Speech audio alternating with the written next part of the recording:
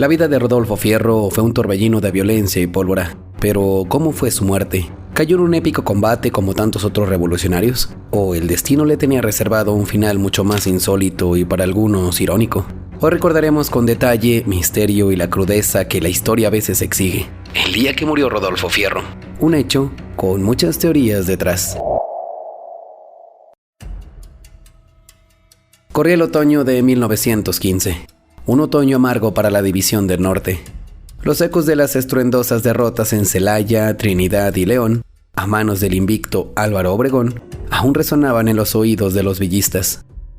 Aquel ejército que había sido una máquina imparable, el orgullo de Pancho Villa, ahora se replegaba hacia el norte, diezmado, hambriento, con la moral herida. En ese éxodo de desesperanza, entre los hombres que aún cabalgaban junto al Centauro se encontraba su sombra más leal y más terrible, el general Rodolfo Fierro. Para entender el impacto del día de su muerte, primero debemos recordar quién era Rodolfo Fierro. Nacido en el Fuerte, Sinaloa, este antiguo ferrocarrilero se unió a la revolución y pronto destacó por su arrojo temerario y una crueldad que helaba la sangre. Se convirtió en la mano derecha del general Villa, su ejecutor predilecto, el hombre para las tareas más sucias y sangrientas. Su apodo, el Carnicero, no era gratuito. Se le atribuían masacres como la de los más de 200 prisioneros orosquistas en la hacienda de San Pedro de la Cueva, o la infame anécdota de matar a un hombre solo para ver si caía hacia adelante o hacia atrás. Fierro era el terror de los enemigos y a veces hasta de los propios villistas. Un hombre de pocas palabras, mirada penetrante y una pistola siempre lista. Su lealtad a Villa era absoluta, casi perruna, una devoción ciega que lo llevaba a cumplir cualquier orden, por más sanguinaria que fuera, sin pestañear. Era el brazo armado, el verdugo implacable, una pieza esencial en la maquinaria de guerra villista, pero también la personificación de su lado más oscuro, un hombre que parecía invulnerable, forjado en la violencia más extrema. En su retirada hacia el norte, en octubre de 1915, la mermada columna villista, con Fierro entre sus filas, llegó a las inmediaciones de la laguna de Guzmán, cerca de Casas Grandes, en Chihuahua. Esta no es una laguna de aguas cristalinas y riberas amables. La laguna de Guzmán es un cuerpo de agua extenso, pero a menudo poco profundo, rodeado de un terreno árido y cuyas orillas y fondo parecen ser un engañoso laberinto de lodo espeso, casi como arenas movedizas, especialmente después de las lluvias o en ciertas épocas del año. Un paisaje desolado, silencioso, que parecía reflejar el ánimo sombrío de los revolucionarios en desgracia. La necesidad de cruzarla, o al menos de bordearla buscando un paso seguro, se presentó como un obstáculo más en su ya difícil travesía. Los hombres estaban cansados, los caballos flacos. El aire debía estar cargado de esa tensión silenciosa que precede las decisiones difíciles en tiempos de guerra. Y llegó el día fatídico. La noche del 13 de octubre de 1915, Rodolfo Fierro, siempre impetuoso, quizás subestimando el peligro o urgido por alguna razón que solo él conocía, decidió emprender el cruce de un sector de la laguna. Pero no iba ligero. Aquí es donde la historia de su muerte adquiere un matiz casi de leyenda negra. Se dice, y múltiples testimonios lo confirman, que Fierro cargaba consigo una considerable cantidad de oro. Algunos relatos sugieren que eran sus ahorros personales, producto de saqueos o recompensas. Otros, que se trataba de fondos del ejército villista que él custodiaba celosamente para su general Villa. Sea como fuera, iba pesado, no solo de armas y pertrechos, sino también del metal dorado que tanto había costado. Montado en su caballo, un animal quizás tan agotado como su jinete, Fierro se adentró en las aguas turbias de la laguna.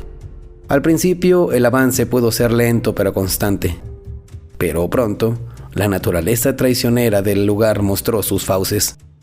El caballo comenzó a hundirse en el fango espeso del fondo.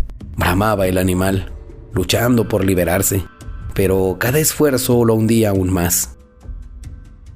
Fierro, el hombre que había decidido sobre la vida y la muerte de cientos, se encontró de pronto luchando contra un enemigo implacable y silencioso: el lodo. El peso del oro en sus alforjas, o cosido en su ropa según algunas versiones, se convirtió en un lastre mortal. El caballo, en su desesperación, pudo haberlo derribado o simplemente se hundió con él. Los relatos de los pocos testigos varían en los detalles. Algunos dicen que Fierro, orgulloso y terco, se negó a abandonar el oro que lo arrastraba hacia abajo. Otros que intentó liberarse, pero el lodo era demasiado pegajoso, demasiado fuerte. Se cuenta que algunos compañeros intentaron ayudarlo lanzándole lazos, pero él, obsesionado con no perder su tesoro, dificultó el rescate o simplemente ya era demasiado tarde. El agua fangosa y fría comenzó a subir, cubriendo sus piernas, su cintura, su pecho. El hombre que había sembrado la muerte con tanta frialdad ahora le enfrentaba en una soledad angustiante, ahogado por el lodo y el peso de su propia ambición o de su deber malentendido. Y así, Rodolfo Fierro el carnicero, el terror de la revolución, encontró su fin. No fue una bala enemiga en el fragor del combate, ni la soga de un verdugo, ni el cuchillo de una venganza. Fue el abrazo frío y pegajoso de la laguna de Guzmán. Se hundió lentamente ante la mirada impotente o quizás indiferente de algunos de sus compañeros, hasta que las aguas lo cubrieron por completo. La reacción de Pancho Villa al enterarse de la muerte de su lugarteniente más fiel y temido debió ser un golpe duro, a pesar de la fama de Fierro y de los problemas que a veces causaba. Perder a Fierro era perder una pieza clave de su maquinaria de terror y lealtad.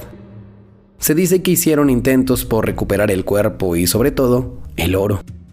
Algunas versiones afirman que el cadáver fue rescatado días después, horriblemente hinchado y descompuesto. Otras, que el lodo nunca devolvió ni al hombre ni al tesoro, convirtiendo la laguna en la tumba definitiva de ambos. La noticia de la muerte de Fierro corrió como un reguero de pólvora entre las filas revolucionarias y en la prensa de la época. Hubo incredulidad, incluso cierto alivio entre sus muchos enemigos. ¿Cómo era posible que un hombre tan violento, tan acostumbrado a matar y escapar de la muerte, hubiera perecido de una forma tan mundana? Su final contrastaba brutalmente con la épica sangrienta de su vida.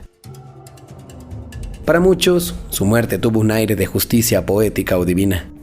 El hombre que había derramado tanta sangre, que había acumulado riquezas malavidas, era finalmente devorado por la tierra, arrastrado por el mismo oro que tanto valoraba.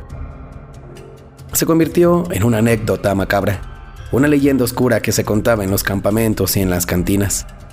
La muerte de Fierro no solo significó la pérdida de un general para Villa, sino también el principio del fin de una era de violencia desenfrenada que él personificaba. La forma de su muerte contribuyó a cimentar la leyenda negra de Rodolfo Fierro. No hubo tumba gloriosa ni corridos épicos sobre su último combate. Su final fue solitario y sórdido, casi anónimo en comparación con su sangrienta trayectoria. La laguna de Guzmán se convirtió en un lugar maldito para algunos, el sepulcro de un hombre y su tesoro. Las interpretaciones abundaron. ¿Fue la naturaleza cobrando su deuda? ¿Un castigo divino por sus innumerables crímenes?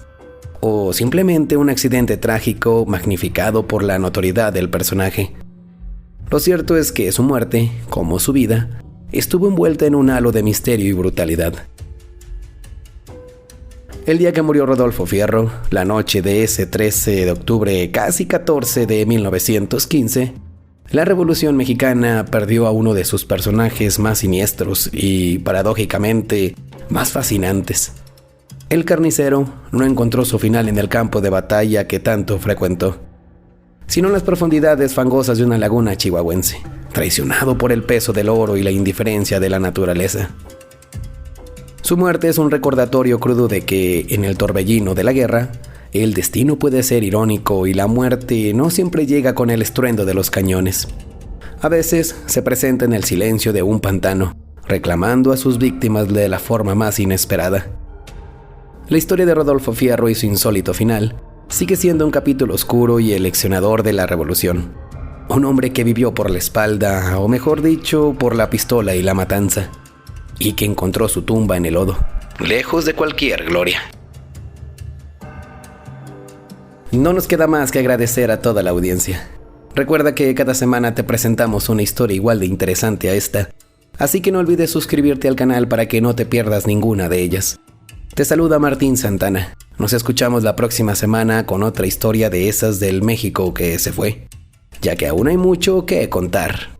O al menos, eso cuenta la historia.